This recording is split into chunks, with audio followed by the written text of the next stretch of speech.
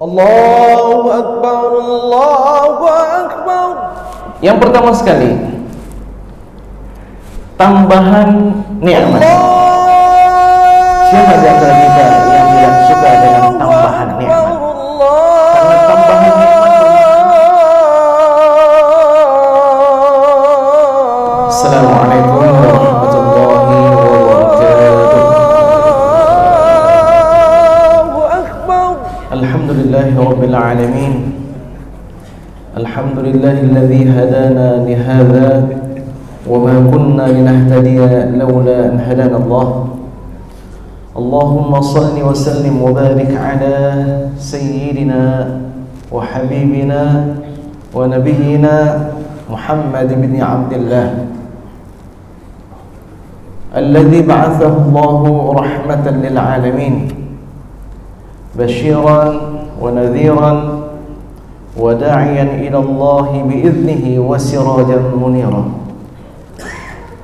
wa ala alihi wa sahbihi wa man sara ala nahjihi ila yaumiddin. Bismillah, ma sya Allah, la yasuqul khaira illa Allah. Bismillah, ma sya Allah, la yasrifus su'a illa Allah. Bismillah, ma sya Allah, ma kana min ni'matin fa min Allah. Bismillah, ma sya Allah, wa la hawla wa la quwwata illa billah. Amma ba'd. Sidang hadirin wal hadirat jamaah salat subuh BBC yang dimuliakan oleh Allah Subhanahu wa taala. Pertama sekali, marilah sama-sama kita mempertebal rasa takwa kita kepada Allah Subhanahu wa taala. Karena sifat takwa inilah yang akan menjadi sebaik-baik bekal bagi kita, baik dalam kita menjalani sisa-sisa daripada usia kehidupan kita di dunia ini, maupun ketika kita menjalani kehidupan di alam barzakh dan juga alam-alam berikutnya, hingga mudah-mudahan Allah Subhanahu wa taala dengan semata-mata rahmatnya akan memasukkan kita ke dalam jannahnya. Allahumma amin, Allahumma amin. Salam dan salam kepada Nabi besar Muhammad sallallahu alaihi wasallam, Nabi yang telah memperkenalkan kepada kita keindahan iman dan juga keindahan Islam.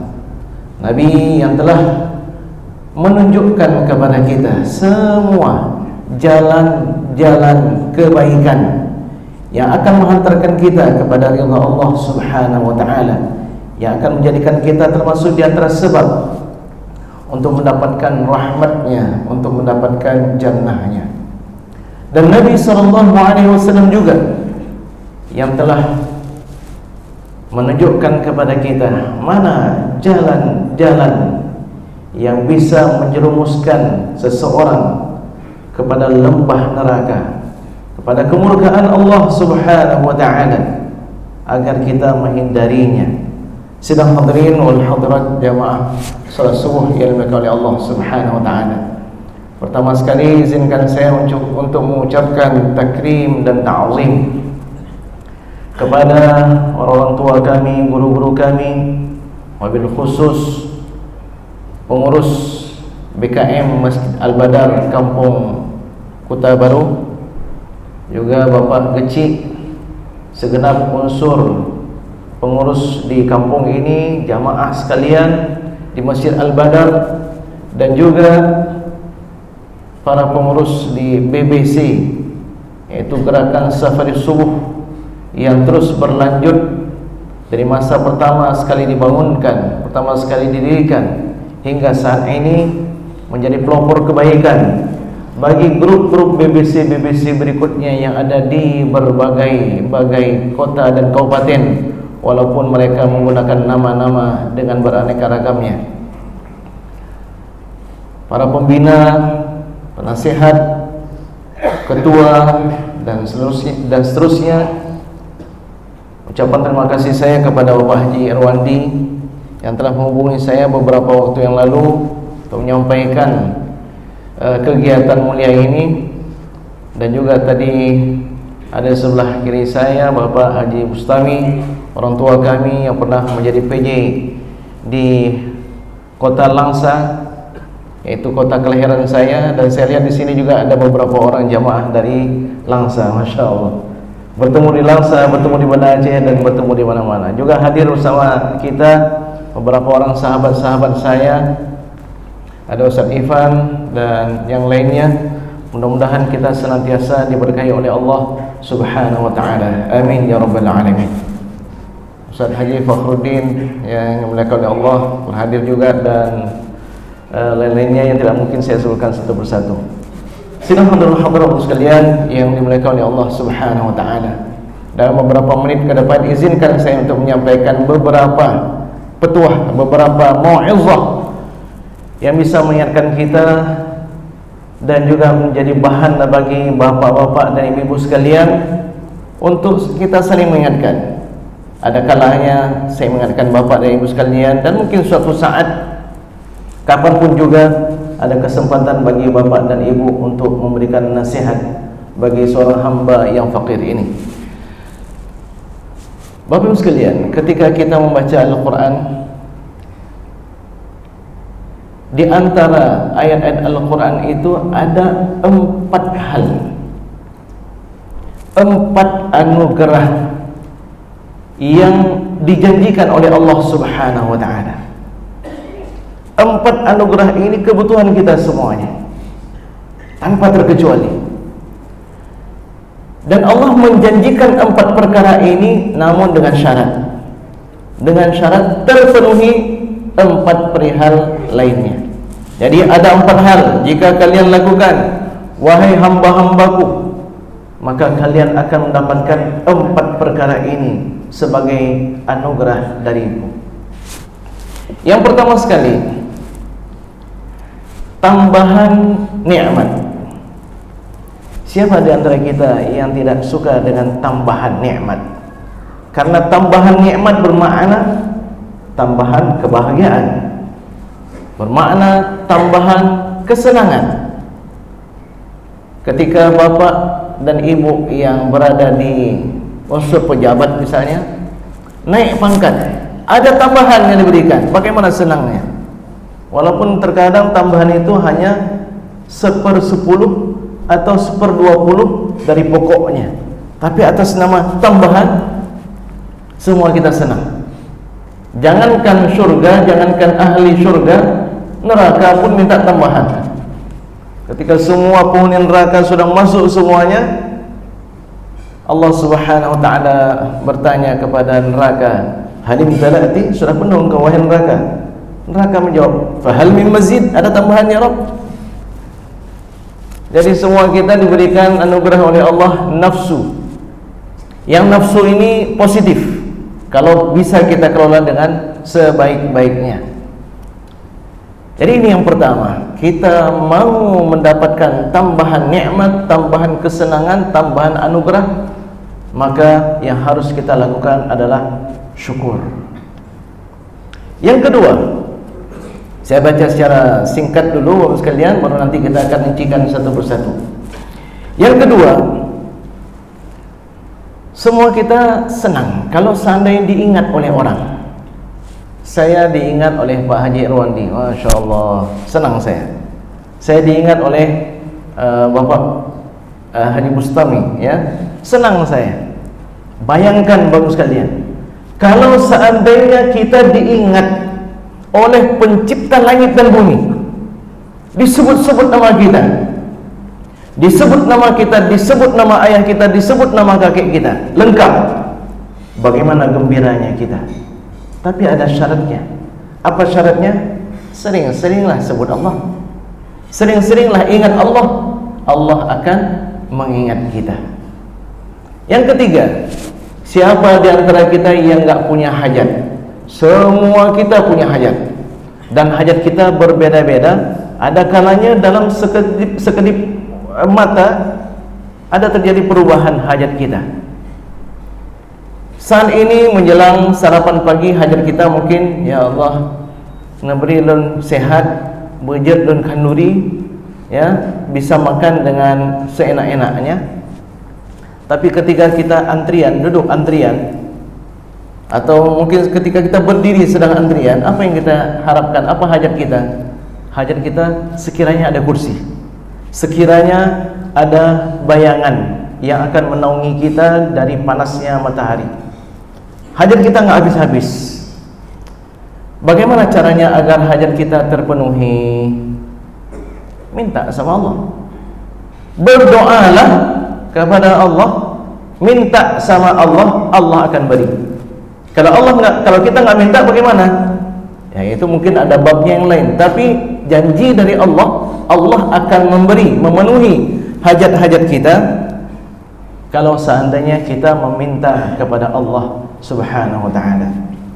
Dan yang keempat, semua kita Bapak sekalian ingin dijauhkan dari musibah, dari malapetaka, baik bagi diri kita, anak-anak kita, keluarga kita, orang-orang yang kita cintai, dan juga tadi yaitu saudara-saudara kita yang kita doakan bersama dalam salat subuh kita, saudara-saudara kita yang ada di Palestina, dan sekarang ini berlanjut ke Lebanon, berlanjut ke Yaman, berlanjut ke Iran dan seterusnya. Mereka semua adalah saudara-saudara kita. Sama-sama kita mengucapkan asyhadu an la ilaha illallah wa asyhadu anna Muhammadar Rasulullah. Apa yang harus kita lakukan agar kita terhindar dari berbagai musibah dan bala tersebut? Ternyata yang harus kita lakukan adalah banyak-banyak beristighfar. Kita mulakan satu persatu. Yang pertama sekali adalah firman Allah Subhanahu wa ta'ala dalam Quran surat Ibrahim ayat 7. Rata-rata kita menghafal semuanya, yaitu firman Allah Subhanahu wa ta'ala, wa idh ta'adzana rabbukum la in syakartum la azidannakum. Ketika Allah Subhanahu wa ta'ala memaklumkan, berarti ketika Allah Subhanahu wa ta'ala menyampaikan sebuah maklumat, sebuah pemberitahuan secara terang-terangan, secara besar-besaran, la in syakartum, kalau kalian bersyukur, la azidannakum, pasti, niscaya, benar-benar akan aku tambahkan bagi kalian. Kita ingin tambahan nikmat, maka perbanyaklah syukur. Wala in kafartum, tapi kalau kalian kufur, tidak syukur, inna azabi lasyadid, sesungguhnya azabku sungguh amat pedih, sungguh amat pedih, sungguh amat menyakitkan. Kita melihat orang sekalian, dimanapun konflik, dimanapun permasalahan yang terjadi, baik dimulai dengan konflik rumah tangga, suami istri, anak dengan orang tua, antara pimpinan dengan bawahan, di masyarakat yang terkecil, kampung, kecamatan, kabupaten, hingga profesi dan seterusnya, pasti ada unsur tidak syukur atau kufur nikmat. Kenapa suami istri bertengkar? Enggak bersyukur. Kenapa anak berani membangkang orang tua? Kenapa orang tua berani menyepelekan hak anak? Pasti dimulai dari kurang bersyukur. Karena kalau kita bersyukur, pasti akan ditambahkan oleh Allah Subhanahu wa ta'ala.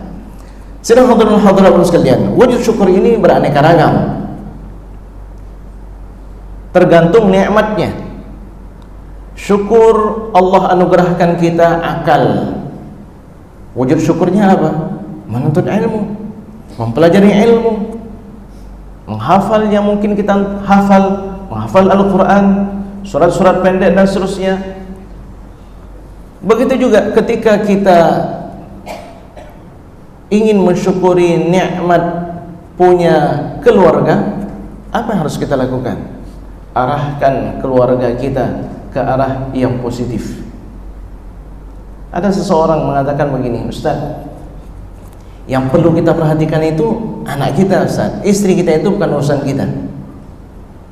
Jadi saya heran melihat bapak ini rajin ke masjid, hampir setiap subuh ke masjid, tapi melihat istrinya solekannya solekan apa istilahnya menor ya, kemudian pakai baju tidak begitu sesuai dengan syariah lah, agak ketat, solekannya, minyak wanginya. Ternyata beliau punya konsep begini, Ustaz, yang penting bagi katanya anak katanya, perumah katanya, yang ke urusan katanya.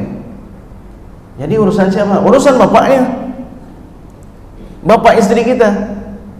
Lalu saya katakan, bebagan had, jangan cepat kali bapak meninggalkan saya. Dengarkan dulu, Allah Subhanahu wa taala berfirman, ya ayyuhalladzina amanu qu anfusakum wa ahlikum nara. Wahai orang-orang yang beriman, peliharalah, hindarkanlah diri kalian dan juga keluarga kalian dari api neraka. Istri bapak keluarga bapak atau bukan? Istri bapak keluarga bapak atau bukan? Bukankah asas mula keluarga itu dari akad pernikahan yang menghimpunkan antara seorang laki-laki yang ajnabi dengan seorang wanita ajnabiyah, kemudian menjadi halal, menjadi suami dan istri? Oh betul, ini lagi ya, berarti masuk juga qu anfusakum wa ahlikum nara. Bahkan Rasulullah sallallahu alaihi wasallam dalam sebuah hadis mengatakan ada beberapa golongan yang mereka itu di neraka nanti ujiannya ngeri sekali. Tidak pernah aku melihat siksaan yang Allah berikan kecuali pada 3 golongan ini. Termasuk diantaranya adalah ad-dayyus. Siapakah ad-dayyus? Seorang suami yang tidak cemburu terhadap istrinya, seorang tua yang tidak cemburu terhadap anaknya ketika mereka melakukan kemaksiatan, sesuatu yang melanggar syariat. Bentuk syukur kita sebagai anak kepada orang tua kita, berbakti kepada mereka. Dan semua kita pasti memiliki orang tua, baik orang tua tersebut masih hidup ataupun sudah meninggal dunia. Bapak-ibu sekalian yang dimuliakan oleh Allah Subhanahu wa taala, sangat berbahagia seorang anak yang masih bertemu dengan kedua orang tuanya, masih memiliki kesempatan untuk berbakti kepada orang tuanya, baik satu orang ataupun keduanya masih hidup. Peluang masuk ke dalam surga yang paling besar, paling dahsyat, berbakti kepada kedua orang tua. Enggak ada tandingannya, enggak ada saingannya, Bapak sekalian. Sampai-sampai berbakti kepada orang tua itu bisa mengalahkan jihad kita fi sabilillah. Berbakti kita kepada kedua orang tua itu ternyata pahalanya lebih hebat daripada berjihad fi sabilillah. Sebaliknya ketika kita kufur nikmat, tidak berbakti kepada kedua orang tua, itu justru malapetaka yang sangat dahsyat. Kullu dzunub yuakhiruha Allah ila ma syaa. Dari Ibnu Abi Bakrah, Rasulullah sallallahu alaihi wasallam bersabda, semua dosa ditunda oleh Allah balasannya hingga ke masa yang Allah kehendaki, hingga ke hari akhirat, illa thalatha, kecuali 3 dosa. 3 dosa ini yu'ajjiluha Allah fid dunya qabla al-akhirah. 3 dosa ini disegerakan oleh Allah di dunia sebelum di hari akhirat. Yang pertama, uququl walidain, durhaka kepada kedua orang tua. Siapapun orang yang durhaka kepada orang tua pasti akan binasa. Dan saya bertanya kepada rata-rata orang-orang yang sukses, ternyata mereka adalah orang-orang yang berbakti kepada orang tua. Ini belum saya tanya sama Pak Haji Bustami yang sukses menjadi seorang pejabat ini dan seterusnya, sampai saya ini menjadi seorang dosen. Pasti termasuk di antara kunci sukses beliau adalah berbakti kepada kedua orang tua. Ya betul ya? Alhamdulillah. Bapak Ibu sekalian yang dimuliakan oleh Allah Subhanahu wa taala, mungkin sesaat kita melihat, oh ini hebat nih, tapi dia durhaka sama orang tuanya, kok bisa hebat? Tunggu dulu, sinetron dari Allah, drama ini belum selesai lagi. Anda akan melihat ada dua pilihan. Kalau bukan dia taubat, dia berubah, ya, mengubah sikapnya sehingga berbakti kepada orang tuanya, atau dia akan, ya, dihinggapi kebinasaan atau kehancuran. Ustaz, orang tua saya sudah meninggal dunia, masih ada peluang. Termasuk diantaranya adalah ziarah kubur mereka. Ziarah kubur, bapak sekalian. Al-Habib Abdullah Al-Attas, salah seorang Habib yang meninggal dimakamkan di Simpang Ulim, yang kemudian di sebelah kuburan beliau dibangunkan sebuah masjid Ba'lawi. Itu di hari Kamis, 3 hari sebelum beliau meninggal dunia. Kami menziarahi beliau dalam kondisi sudah menurun kesadaran beliau. Saya banyak berbicara dengan khadim beliau. Kalau tidak salah saya Habib Saleh, ya, Habib Saleh. Jadi Habib Saleh ini mengatakan Habib Ba'lawi ini luar biasa khidmah kepada kedua orang tuanya dan khidmah kepada guru. Jadi ketika beliau di Mekah, itu ibunda beliau meninggalnya di Mekah. Beliau suka menziarahi makam ibunda beliau dan Sayyidah Khadijah di Ma'la. Kebetulan kedua-duanya dimakamkan di Ma'la. Jadi kebiasaan beliau ziarah ke makam ibunda beliau dulu, baru ke makam ibunda yaitu Sayyidah Khadijah Ummahatul Mukminin. Namun karena suatu hari beliau ada kegiatan sehingga beliau terburu-buru, beliau masuk ke Ma'lah, langsung ke makam Sayyidah Khadijah. Dalam kondisi sadar atau tidak sadar, beliau mendengar suara, "Wahai anakku, engkau kemari terlebih dahulu sebelum engkau menjenguk ibundamu." Masya Allah. Bapak-Ibu sekalian, ini mungkin bagi orang yang masih level pemula, ya, apa nih mungkin ya Ustaz. Tapi inilah yang dinamakan dengan khawatir. Cobalah bahas itu. Termasuk diantaranya dalam kitab Minhajul Abidin yang dikarang oleh Imam Al-Ghazali. Lintasan kebaikan. Ketika ada bisikan itu, ada bisikan, datang sekali-kali, nanti balik lagi, nanti datang lagi, lalu hilang lagi, nanti balik lagi. Ada yang bisikan tersebut terus menerus kuat. Ada kalanya bisikannya seperti itu, bisikannya kebaikan, ada kalanya bisikan keburukan. Kita harus tahu itu. Ada kalanya bisikan itu dari malaikat, ada kalanya dari Allah Subhanahu wa taala. Ada kalanya bisikan keburukan itu dari syaitan, ada kalanya dari hawa nafsu. Bagaimana cara kita membedakannya? Itu ada kajian khusus. Tapi yang intinya hari ini kita bahas tentang 4 perkara ini, Bapak sekalian. Begitu juga Ustaz, sepotong-sepotong, coba lanjutkan dulu ya. 3 dosa tadi yang disegerakan di dunia. Yang pertama, durhaka kepada orang tua. Yang kedua, orang yang memutuskan tali silaturahim. Itu juga disegerakan balasannya di dunia. Orang yang paling berhak mendapatkan silaturahim dari kita siapa? Keluarga terdekat ternyata. Orang tua kita, adik kita, pakcik kita, orang yang memiliki hubungan nasab. Banyak orang bisa untuk membandar atau apa istilahnya itu, ya, ajak ngopi orang lain, untuk minum kopi, makan mie dan seterusnya. Kalau kami dilangsakan sejak pemekaran itu, Aceh Timur menjadi Langsa, Aceh Tamiang, Aceh Timur, banyak orang-orang Langsa bekerja sampai ke Aceh Timur, sampai ke Idi, 1 jam 15 menit. Ada kalanya yang di Aceh Tamiang pulang dari kerja mereka bisa mengajak saudaranya, bisa mengajak teman-temannya untuk makan mie, minum kopi, saya yang traktir.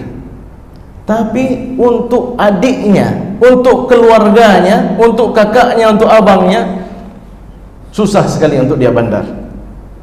Susah sekali untuk dia ajak bersama minum kopi, makan mie, makan nasi gurih dan seterusnya. Padahal yang lebih besar pahalanya adalah itu keluarga terdekat itu. Orang yang paling berhak mendapatkan kebaikan dari kita.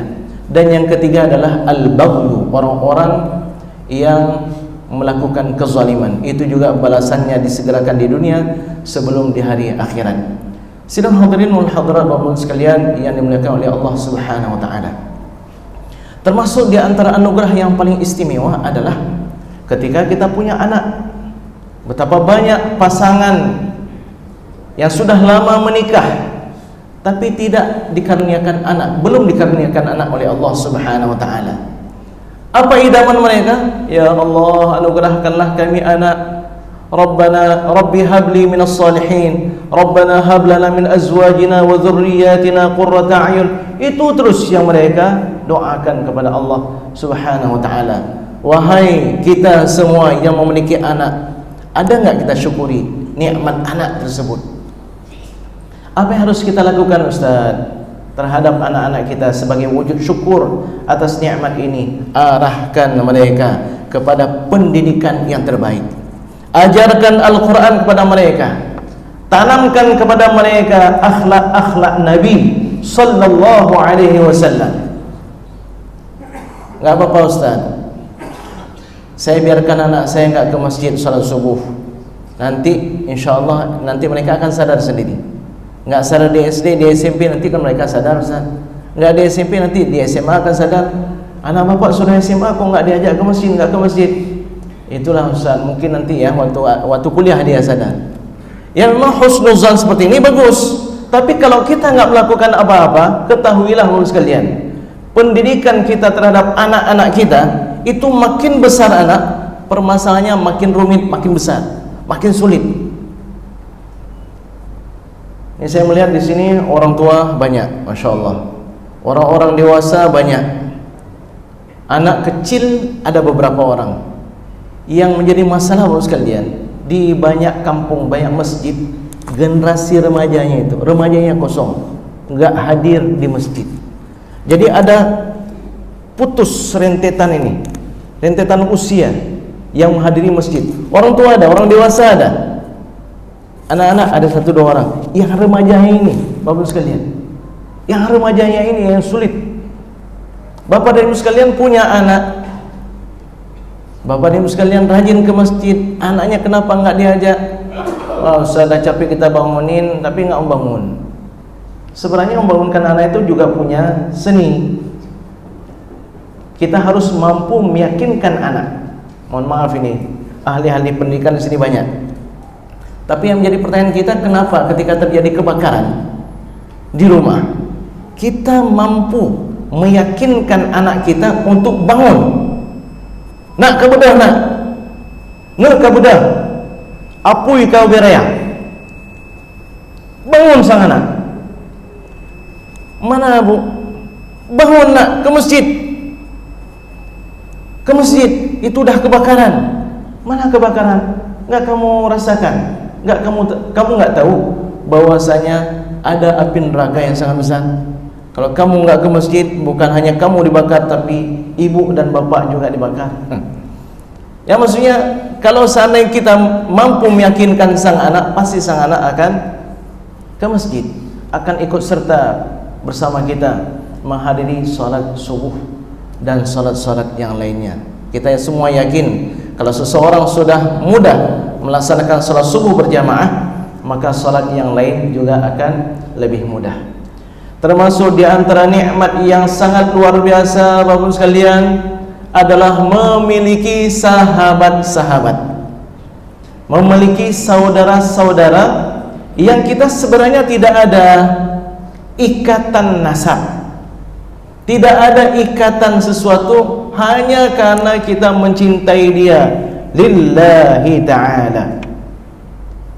Bapak Ibu sekalian, saya ingin bertanya, sudah punya enggak saudara-saudara yang lillahi ta'ala? Kalau sudah, alhamdulillah, itu anugerah sangat istimewa. Al-akhillau yawma idzin ba'duhum li ba'din adu.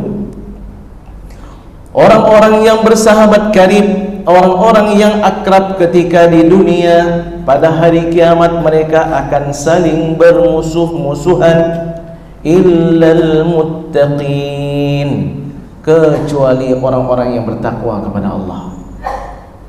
Kenapa kamu tinggalkan salat Isya? Kamu enggak salat Isya?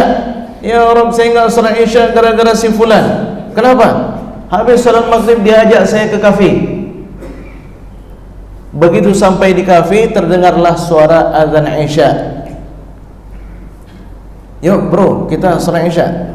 Ini derby sebentar lagi nih. Wah, nonton dulu. Udah selesai jam 10. Yuk kita berjamaah. Tadi kan bilang kalau enggak ke masjid nanti kita bisa buat jamaah bareng. Ini El Clasico sebentar lagi nih. Keren banget ini. Jam 2 baru pulang. Begitu sampai ke rumah, tanpa disadari langsung tergeletak tidur, bangun jam 8. Isya lewat, subuh lewat. Enggak belajar pula ilmu tentang kewajiban mengqadha salatnya sudah lewat. Maka pada hari kiamat, ma salakakum fi saqar? Qalu lam nakum minal musallin. Kenapa kalian masuk dalam neraka saqar? Dulu kami ya Rabb tidak melaksanakan salat. Orang yang melaksanakan salat aja bermasalah. Fawailun lil musallin alladzina hum an salatihim sahun. Salat zuhur di waktu asar, salat asar menjelang maghrib, itu saja bermasalah. Konon kalau seandainya dia tidak melaksanakan salat sama sekali. Dan dalam munasabah Rabiul Awal, yang sekarang kita sudah masuk Rabiul Akhir ini, termasuk yang patut kita syukuri adalah menjadi umat Nabi Muhammad sallallahu alaihi wasallam. Baik kita sadari maupun tidak kita sadari, menjadi umat Nabi Muhammad sallallahu alaihi wasallam itu adalah anugerah yang sangat luar biasa, Bapak sekalian. Menjadi umat yang dirahmati oleh Allah, yang senantiasa didoakan oleh Rasulullah sallallahu alaihi wasallam. Imam Ibn Hibban meriwayatkan dalam sahihnya dari Sayyidah Aisyah radhiyallahu anha, "Lamma ra'aitu an-nabiy sallallahu alaihi wasallam tiban nafsi." Pada suatu hari ketika aku melihat Nabi sallallahu alaihi wasallam dalam kondisi lapang, dalam kondisi tenang, aku mendekati beliau dan aku katakan, "Ya Rasulullah, ud'ullaha li." Minta doa ya, minta doalah ya Rasulullah. Rasulullah sallallahu alaihi wasallam langsung mendoakan, "Allahumma ighfir li Aisyah." Ya Allah, ampunilah Aisyah, ma taqaddama min dhanbiha wa ma ta'akhkhar, baik dosanya yang telah lalu maupun yang akan datang ya Rabb. Ma a'lanat wa ma asarrat, baik dosa yang dia lakukan secara terang-terangan maupun secara diam-diam. Sayyidah Aisyah gembira sekali mendapatkan doa tersebut. Yang sedang duduk sampai kepalanya itu kena terantuk dengan paha beliau. Bagaimana itu orang ketawa bahagia sampai sedemikian rupa. Lalu Rasulullah SAW bertanya, "Ayasurruki du'ai ya Aisyah?" Apakah doa aku itu sangat menggembirakan engkau wahai Aisyah? "Bala ya Rasulullah." Tentulah ya Rasulullah. "Wallahi, demi Allah wahai Aisyah, innaha la du'ai li ummati fi kulli salat." Sesungguhnya itu adalah doaku untuk umatku setiap kali aku melaksanakan salat. Rasulullah sallallahu alaihi wasallam ingin umatnya semuanya masuk dalam surga tanpa terkecuali. Jadi kita selaku umat beliau jangan sampai ada menganggap orang lain, ini calon penghuni neraka, ini calon penghuni neraka. Kamu jangan dekat-dekat sama saya, kamu itu calon penghuni neraka. Ngaku umat Nabi sallallahu alaihi wasallam, tapi tidak mampu mensyukuri nikmat yang sangat luar biasa ini. Kalau umat terdahulu mereka melakukan dosa, langsung mereka punya niat untuk melakukan dosa, langsung terhitung dosa. Ada rencana mau buat kebaikan, belum tercatat sampai mereka melakukan. Kalau mereka melakukan kebaikan tersebut, satu kebaikan. Tapi ummati hadhihi ummatun marhumah, umatku ini adalah umat yang disayangi oleh Allah Subhanahu wa ta'ala.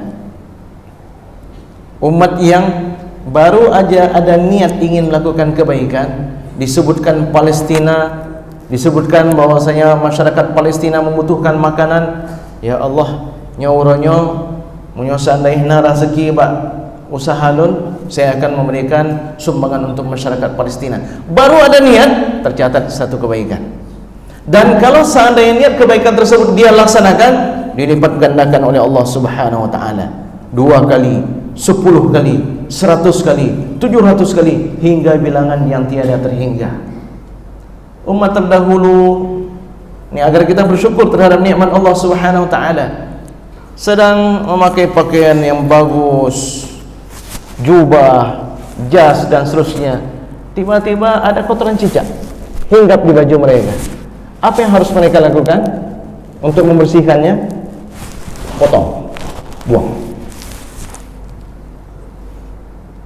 Inilah yang dinamakan dengan isran. Rabbana wala tahmil alaina isran.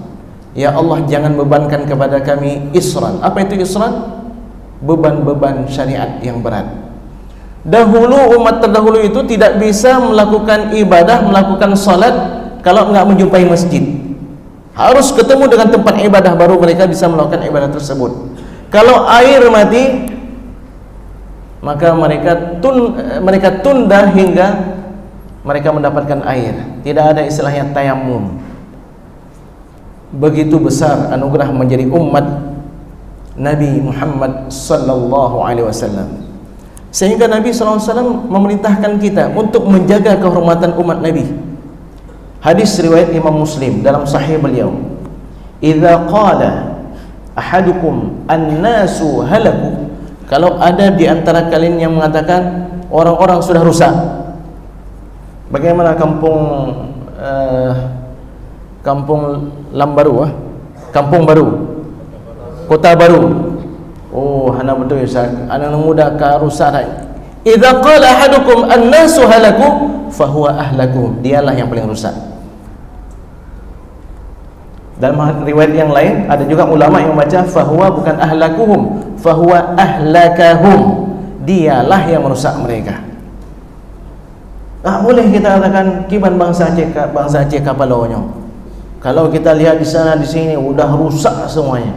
Ingat apa yang Anda masukkan dengan kata rusak tersebut. Anda ingin memvonis, ingin mengatakan bahwa orang-orang sudah rusak, maka Anda adalah orang yang paling rusak, atau Anda yang merusak mereka. Yang seharusnya bagaimana? Ada peluang. Kita selalu melihat ada peluang kebaikan. Umat ini masih bagus. Coba lihatlah bagaimana Nabi SAW mengingatkan kita, mazalat ummati bikhair. Umatku masih dalam kondisi kebaikan. Ma'ajjalu al-fitrah wa akharu as-sahur. Selama mereka masih menyegerakan buka puasa, melambatkan sahur. Masih ada atau enggak seperti ini? Masih ada. Berarti umat Nabi masih dalam kondisi kebaikan. Jangan kita vonis, kecuali kita sedang duduk rapat, kita membincangkan sebuah rancangan melihat kondisi umat. Bagaimana? Ya Allah, anak muda itu udah begini, udah begitu. Yang orang tuanya pun meninggalkan masjid, majlis ta'lim enggak banyak mereka menghadiri. Kalau ta'assi ya, yang seperti itu dalam kondisi kita ya ada rancangan untuk perbaikan terhadap kondisi yang memilukan di masyarakat kita, itu dibolehkan. Tapi kalau memvonis, itu dilarang dalam syariat Nabi Muhammad sallallahu alaihi wasallam. Termasuk juga adalah menjaga kehormatan setiap pribadi dari umat Nabi Muhammad sallallahu alaihi wasallam. Ini kita tahun pilkada atau bahkan mungkin bulan ya. Bulannya ya, bulan ini, bulan pilkada. Hati-hati teman sekalian, ini semua kita sesama umat Nabi Muhammad sallallahu alaihi wasallam. Ungkapkan kebaikan-kebaikan pada pasangan calon apa yang kita ingin pilih, silahkan. Tapi menjelekkan orang lain itu bukan perkara yang terpuji. Siapa di antara kita yang tidak memuliakan Ka'bah, yang tidak mengagungkan Ka'bah? Nabi SAW suatu hari tawaf di sekitar Ka'bah, diikuti oleh banyak sahabat. Ketika tiba di rukun Hajar Aswad, di sudut Hajar Aswad, Nabi berhenti sejenak menghadap ke arah Ka'bah. Wallahi ya Ka'bah, ma a'zamaki, betapa agungnya engkau wahai Ka'bah, wa ma a'zamu hurmatiki, dan betapa agungnya, wa ma a'zama hurmatik, betapa agungnya kehormatanmu wahai Ka'bah. Wallahi, demi Allah, la hurmatul mu'min a'zamu minki hurmatan, sungguh kehormatan orang yang beriman itu lebih hebat di sisi Allah Subhanahu wa ta'ala daripada engkau wahai Ka'bah. Damuhu wa maluhu wa irduhu, darahnya, hartanya, nama baiknya, kehormatannya. Wa alla yuzanna bihi illa khairan, dan enggak boleh kita duga pada orang yang beriman itu melainkan yang baik-baik. Siapakah orang yang beriman? Ciri yang paling mudah untuk mendeteksi seseorang itu beriman adalah yang rajin ke masjid. Idza ra'aitum man taraddada ila al-masajid fashhadu lahu bil iman. Kalau kalian melihat ada orang bolak-balik ke masjid, bukan mencari barang yang hilang, bukan. Zuhur dia ke masjid, asar ke masjid, maghrib ke masjid, persaksikanlah dia orang yang beriman.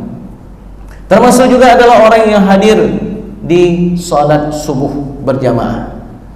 Silahkan lihat Bapak sekalian, kiri dan kanan ini adalah orang-orang yang enggak boleh kita lakukan semena-mena. Al-Hajjaj bin Yusuf Al-Thaqafi itu dahulunya luar biasa, pernah memimpin Irak dengan kezalimannya, gubernur di Irak yang penuh dengan kezaliman. Siapapun yang melawan dia, semua kena sama dia, dan tidak tanggung-tanggung. Orang-orang yang menentang dia dibunuh sama dia. Tapi ada hal yang unik pada Al-Hajjaj bin Yusuf Al-Thaqafi, karena walaupun dia zalim seperti itu, dia juga adalah sebenarnya orang yang terpelajar sebelumnya, termasuk orang yang hafal Al-Quran.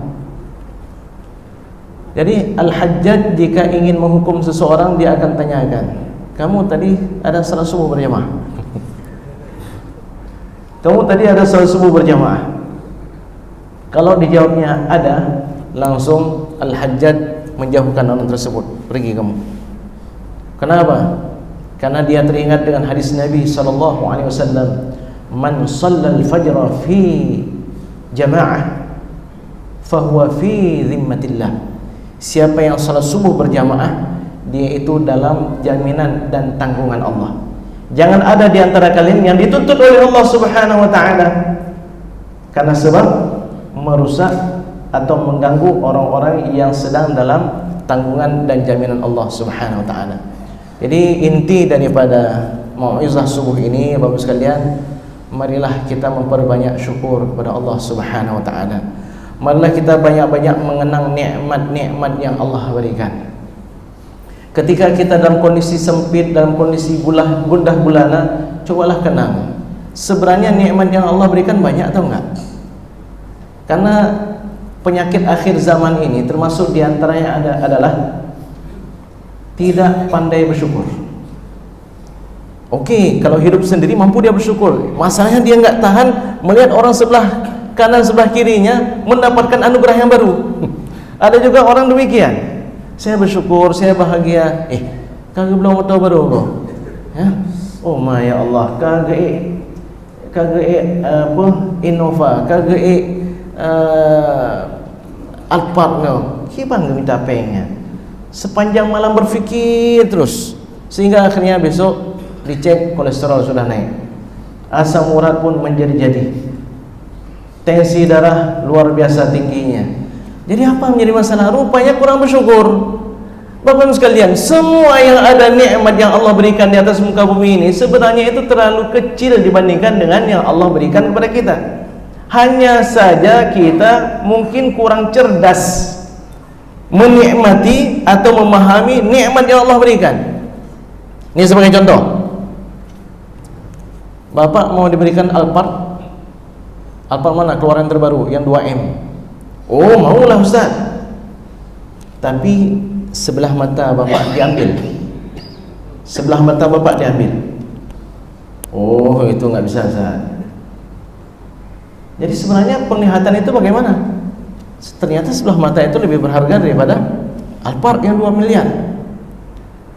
Ustaz ingin jadi orang kaya ya? Ini Ustaz, pulau yang ada di sebelah Sumatera itu, rencana saya mau saya berikan tuh Ustaz. Masya Allah, berapa harganya? Oh luar biasa Ustaz, situ udah saya bangun real estate, sudah saya bangun ini, bangun itu dan seterusnya. Itu kemewahan yang ada di sana semua untuk Ustaz. Masya Allah, demikian saja? Oh enggak demikian saja. Jadi apa? 2 mata Ustaz serahkan dulu kemari. Ya, bapak sekalian. Mau? Bapak sekalian, apa gunanya kita memiliki harta banyak? Kita mau menikmati, ternyata nggak boleh kita nikmati. Terkadang orang yang biasa-biasa saja lebih nikmat hidupnya. Seorang bapak turun dari Mercedes Benz, masih kilat lagi mobilnya, baru keluar dari showroom.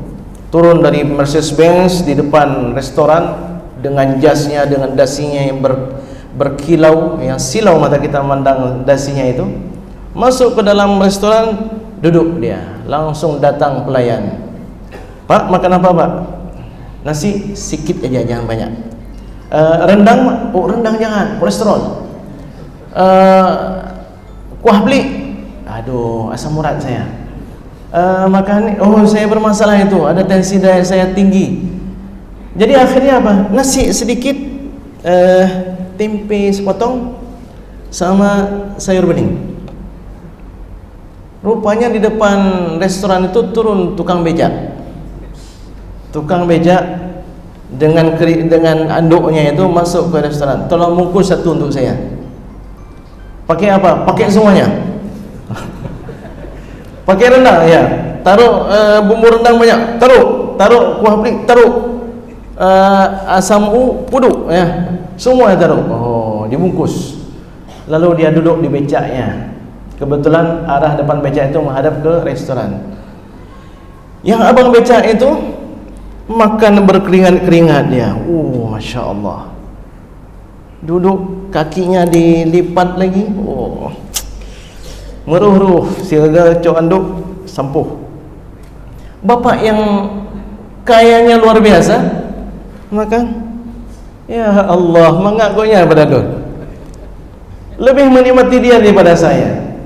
Jadi bapak sekalian yang dimuliakan oleh Allah Subhanahu wa taala, bersama kita ini ada aset yang harganya itu tidak bisa kita hitung dengan angka. Tapi kita terkadang kurang bersyukur. Ustaz mau, ya bapak mau diberikan mau nggak diganti kaki dengan uang 100 juta, tapi sebelah kaki diambil. Oh nggak mau Ustaz. Kalau sana 1 miliar sebelah kaki diambil bagaimana? Oh nggak mau Ustaz. Kalau 10 miliar bagaimana? Saya fikir-fikir dulu, saya tanya sama istri saya. Oh kalau tanya sama istri pasti setuju. Yang penting banyak duit. Jadi berarti kaki kita itu lebih bernilai sebelah ini daripada 10 miliar. Ginjal diambil, diberikan uang sekian triliun, tapi 2 ginjal diambil. Untuk apa semua kenikmatan itu kalau seandainya kita tidak normal dalam menjalani kehidupan ini? Maka pandai-pandailah kita bersyukur kepada Allah Subhanahu wa ta'ala. Yang sehat bersyukur, enggak seperti bapak itu yang sudah sakit. Bapak yang sudah sakit bersyukur, bapak belum koma, masih bisa hadir ke masjid, masih bisa membaca Al-Quran, masih bisa subhanallah wa bihamdihi subhanallahil azim. Yang sudah berbaring, yang sudah pakai oksigen, nafas bantuan, bersyukur masih hidup. Karena nikmat hidup di atas muka bumi ini luar biasa sekalian.